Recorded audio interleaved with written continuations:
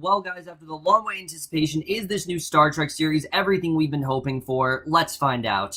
Don't change the channel, don't touch that dial. We got it all on UHF. Take off your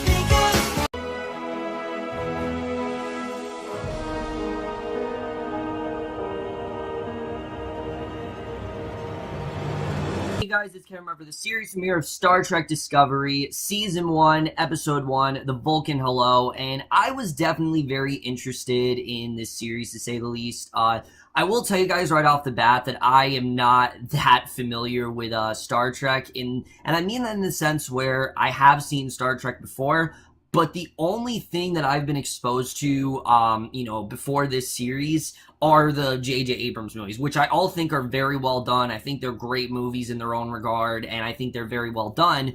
I just don't have much other knowledge to Star Trek than those movies, but regardless of that, I was still very much looking forward to this series. I thought that, it sounded like something that could be really great, but at the same time, I also was very, very worried because there were so many problems with this series. Brian Fuller was going to be, he was going to headline the show, but then he wasn't going to be the showrunner. Then he left, and then there were all these other problems that were going on. I just didn't really know how the show was really going to turn out, and especially the lack of buzz and the fact that there was an embargo. It was just not usually a good sign. An embargo until today. This is the first day the embargo was lifted. No one was able to say anything till now.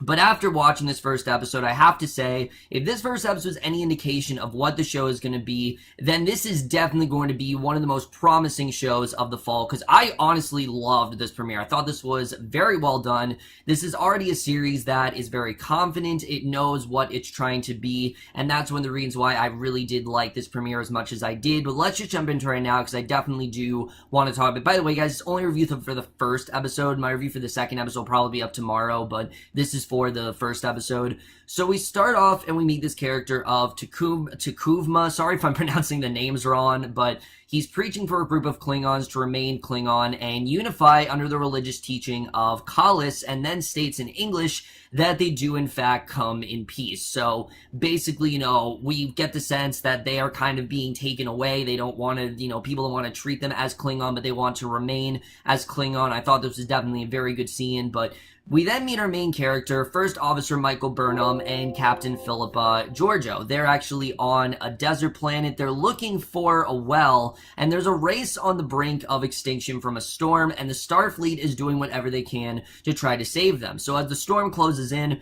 Burnham is becoming very worried that their ship may not be able to actually pick up their signal, and as they walk away, they're noticed by members of the alien species, and Georgiou has Burnham literally walk behind her in distinct lines, and Georgiou says that she believes that it's actually time for Burnham to get her own command, that she's trained with her for long enough, and that Burnham should pretty much be calling the shots at this point. So Burnham thanks her, and she quizzes Burnham on what she would do if they were actually stranded, and Burnham says that she would adapt to fit in, and Georgiou says that she would just simply escape. So immediately, you do see the different tactics between these two. The way that Burnham, she's just kind of, trying to acclimate to things, while Georgiou would just get out of the situation, and the U.S. sends out and appears to pick them, and when asked by Burnham how the ship found them, Georgiou says that she set a star, and as they leave, the camera then pans show the Starfleet insignia written in the sand in Georgiou and Burnham's tracks, and this perfectly starts things off very promising. I really do love the way things did start off from here, and then, we really do get into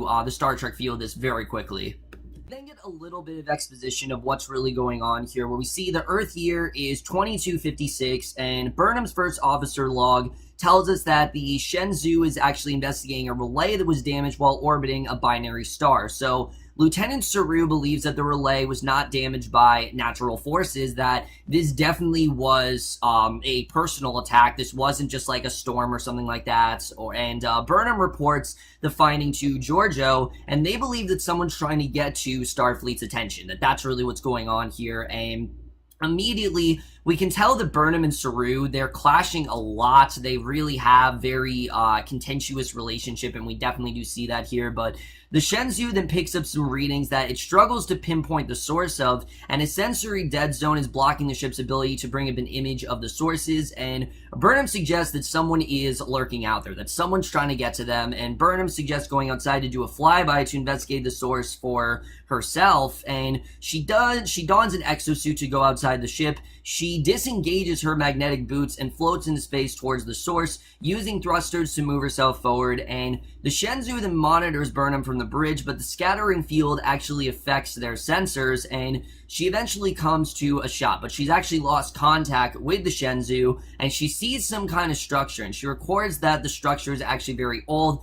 centuries old even, a singular uninterrupted form that may have been carved rather than built, appearing as stone with metal outer alloy. And this was definitely one of the best scenes of the episode, just seeing her go through space. I mean, this is what we love in Star Trek, it's just seeing them go to different planets, and she uses her boost to connect to the structure, and it responds by fanning out just completely, and a proximity alert then sounds in Burnham's suits. A being in what looks like Klingon in an armored suit attacks her with a batleth, and I mean, this scene was extremely intense. You don't know what's going to happen here, and you don't really know what the Klingon really wants. So the Shenzhou is trying to transport Burnham back aboard, but the scattering field is actually interfering. Her helmet is then significantly damaged. She's unconscious. She's floating through space, and throughout, I'd say, a good 20 or so minutes of this episode, she actually is unconscious here. So she actually failed miserably. They try to do what they can to try to, you know, figure out what's going on here and figure out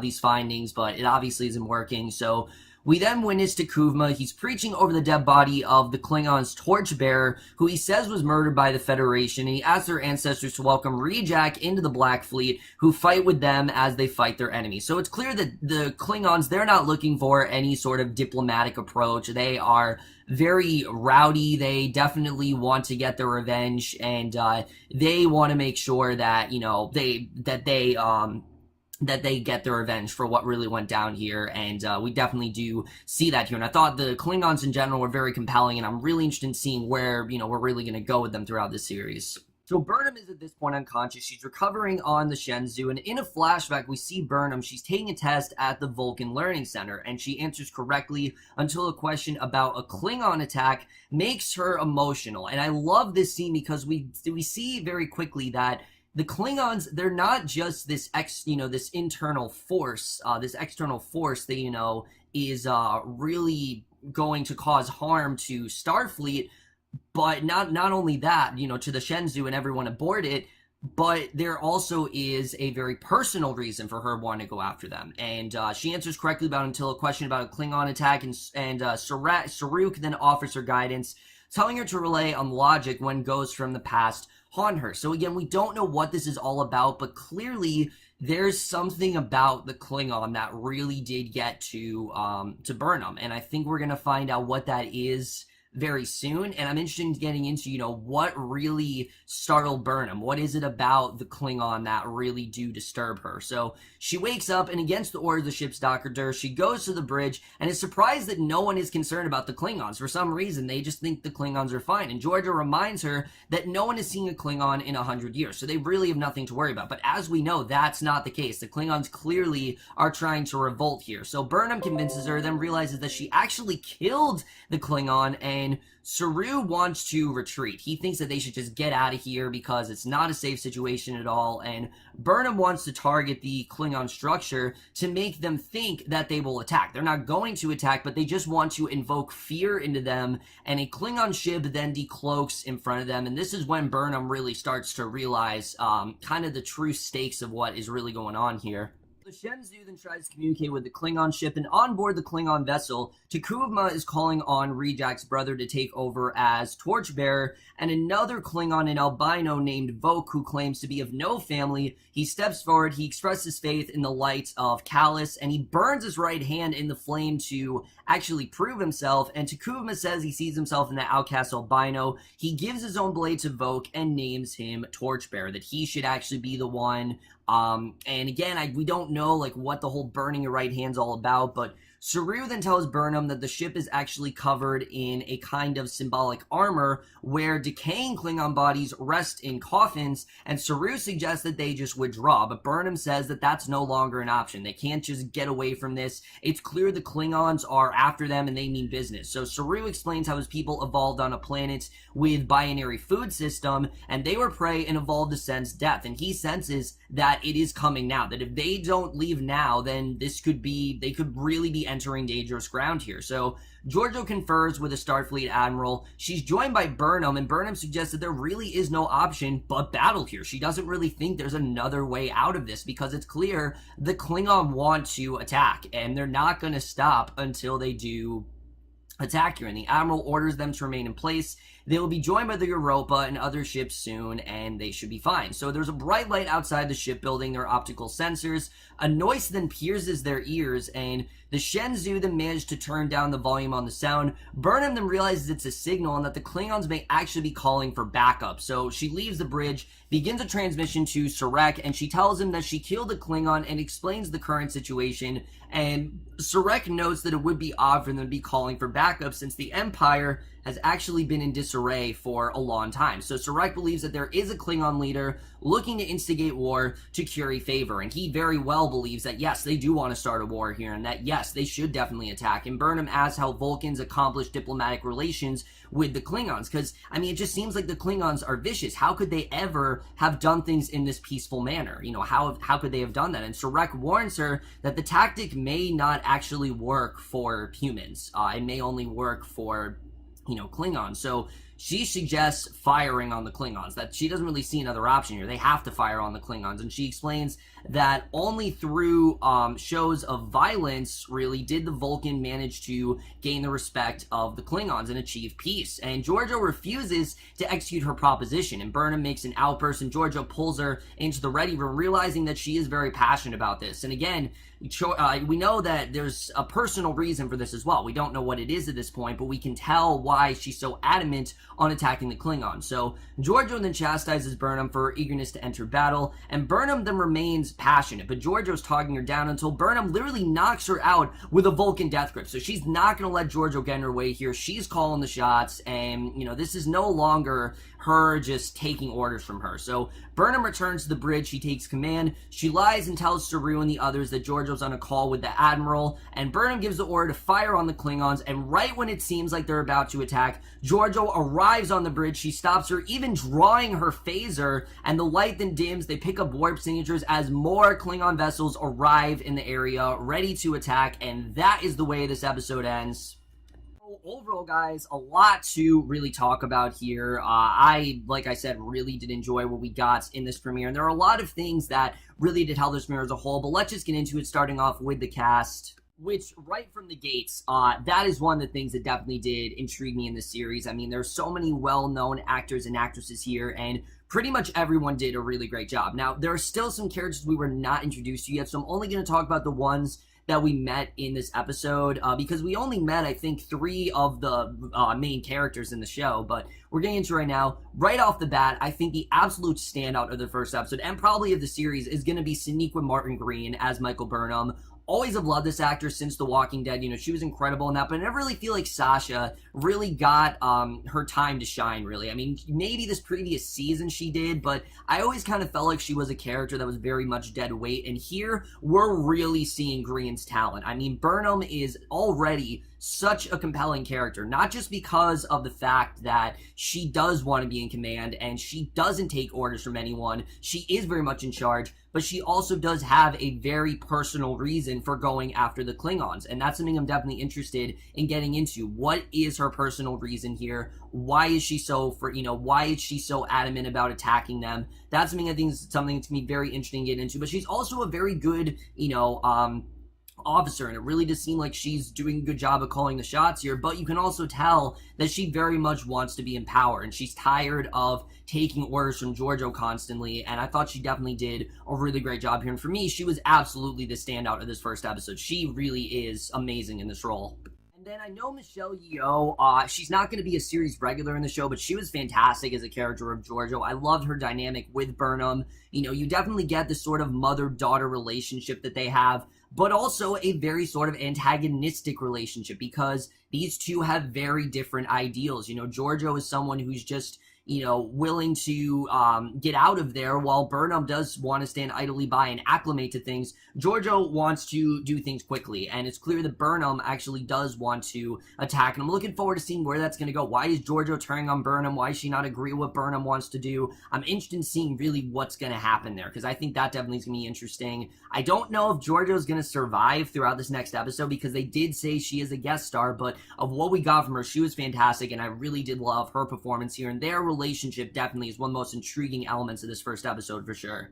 Really the only other character I can talk about, because as I said, we didn't really get introduced to most of the main characters, is Doug Jones as Saru, who, again, this is a very intriguing character. This is someone who, he clearly has a good idea of what he's doing. You know, he knows very well, you know, what's his, the Kelpian and sort of what his family has been through, and he also knows that they could very well be in danger, but his clashing with Burnham as well, I think, is definitely very intriguing. I'm looking forward to seeing really where his character is going to go. I think we are going to get more into his character very soon, and I'm looking forward to seeing what he does here. Really, everyone did a fantastic job. There wasn't really a performance that seemed like they were half-assing it. I think everyone really did a fantastic job here, and that is something that definitely did help the series for sure. However, I think the best thing about the series is the directing and the writing. The directing right off the bat is a little bit different from most Star Trek shows, because Star Trek has a tendency to be either very wacky or very dark, and this one does fall into that latter category. It is definitely a darker series,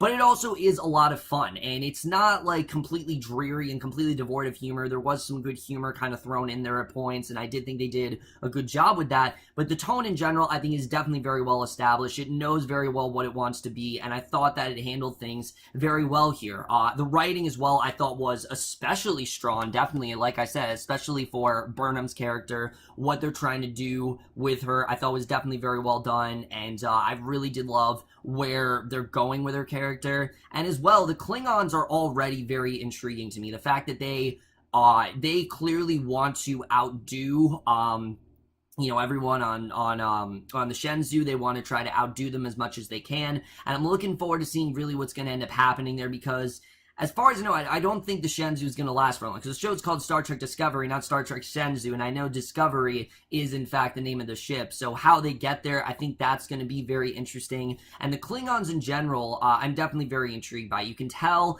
that they do want to attack, and I think we're going to get more into, again, her, Burnham's personal connection with them, what really gets her so infuriated by the Klingons. We don't really know the reason right now, and I think we're going to find out what that is very soon. I'm looking forward to seeing what that's really all about. I think that definitely is going to be very interesting, as well as, you know, how things have been between her and, you know, everything between her and Giorgio. I think like I said, their relationship as well is very intriguing. I'm looking forward to seeing really where all that's going to go. And there's still a lot of characters that we have not met yet, and I'm looking forward to seeing how these characters are, you know, like Jason Isaacs and people like that. I think we're going to meet them very soon, but, you know, they were in the opening credits, which, let me just say right off the bat, opening credits are fantastic. Not a fan of the black background, the brown background. It kind of looks a bit like a storyboard to me, but I think I'm definitely going to get used to it. I love the music, and that was something I think definitely did help this series, but the writing I thought was definitely especially strong. You can make a lot of parallels to kind of what's going on in the world right now for sure. I know Star Trek has always been, you know, dealing with sort of modern issues and kind of translating that into a space context, and I thought they did that pretty well here, but I'm way too dumb to notice some of these parallels, so if you guys want to make some parallels, go ahead, because I'm way too dumb to notice them sometimes. But I just really liked what we got here. Thought the story was very well presented, and that's something I definitely really did love. However, probably the thing that's most impressive about the show is the cinematography, which is outstanding. I mean, I know this is Star Trek. I know that Star Trek has always had an amazing look to it, but keep in mind, this is a TV show. This is on CBS All Access, and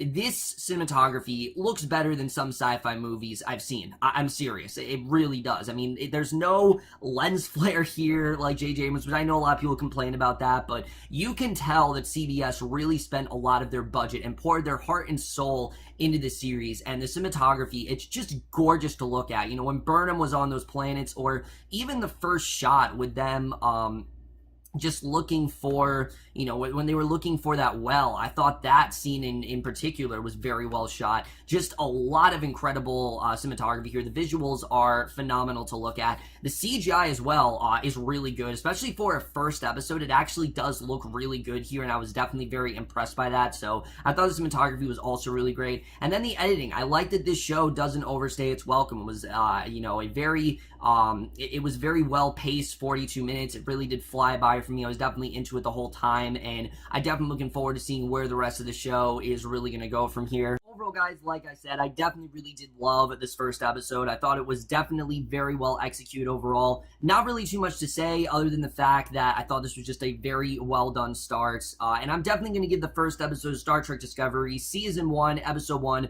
The Vulcan Hello, a B+.